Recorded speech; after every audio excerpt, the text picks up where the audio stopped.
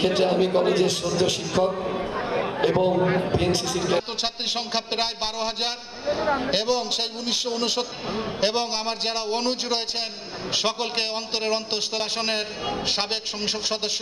যতদিন আমরা থাকি চেষ্টা করব যে মানুষের বা দেশের জন্য কিছু করে যাওয়া। দেশটাকে আপনারা বিশ্বাস করেন এমন তছনছ হয়ে গেছে, ভেরি ডিফিকাল্ট, ভীষণ ডিফিকাল্ট, শুধু আমাদের জন্য না, আগামীতে যারা সরকার আসবেন তাদের জন্য।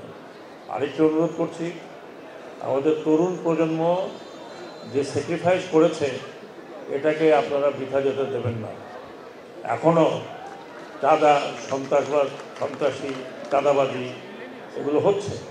আমি অনুরোধ করব যারা নেতৃস্থানীয় আছেন, আপনারা সমাজে যারা আছেন তারা প্রতিহত করেন চাঁদাবাজি, কারণ অনেক হয়ে গেছে এবং এই কারণে দেশের আজকে এই অবস্থা হয়েছে। আয়নাঘর শুধু ক্যান্টনমেন্টে ছিল না, আয়নাঘর ইউনিভার্সিটিতে ছিল, আয়নাঘর হোটেলে ছিল, আয়নাঘর পার্সোনাল বাড়িতে ছিল। শুধু এক জায়গার কথা আপনারা জানেন, বাকি কথা আপনারা জানেন না।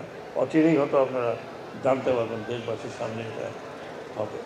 তো একই সাথে খেলাধুলা করেছি, একজন উচ্চপদস্থ কর্মকর্তা যাকে নিয়ে আমাদের অনেক ভুল ত্রুটি হয়েছে, সেই ভুল ত্রুটিগুলো আবারও ক্ষমা সুন্দর দৃষ্টি ভুলে যাব। আমি আমার বক্তব্য বাড়াবো না। কোন জায়গা দিয়ে বলছি সাউন্ড সিস্টেমের পাশে।